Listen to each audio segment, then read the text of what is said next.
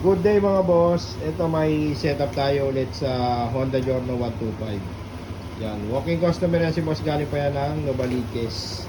Tapos yung package na nilagay natin dito, ito yung package natin ng X1. Tapos nagpa-additional si boss ng extension fender harap likod. Sa X1 niya, low niya white, tapos sa niya yellow. Third mode niya combination na. Yan, sinabay natin sa high ng headlight. Tapos dual contact signal light, dating nakapatay yan. Ngayon meron na siyang steady white, signal light, yellow. Yan. Tapos may hazard na rin yan. Tapos may passing na rin yan sa MDL. Tapos sa busina naman niya, yung busina niya, PIA horn, tapos pwede yan ibalik sa stop. Walang rapid combo light yan. Ito yung setup natin na walang huli sa LTO. Kahit magbusina ka yan, walang sabit sa LTO yan. Tapos dito naman yung ilaw natin, naka-bracket siya ng stainless para malagay natin siya dyan. Tapos ito naman yung extension fender natin.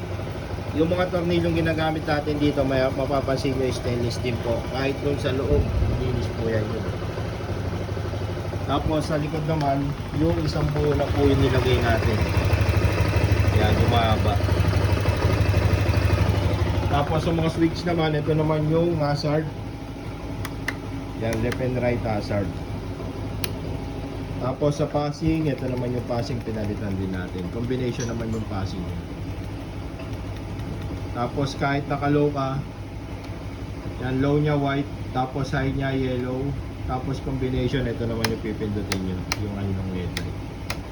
Yan, tapos may passing niya kahit naka-high, kahit naka-low meron din yan. Tapos naka-off, meron pa rin po yan. Tapos sa busina nya, yan, sa busina nya, ang gamit naman natin dito controller para iwas butas, pwede siya ibalik sa stock. Ayan.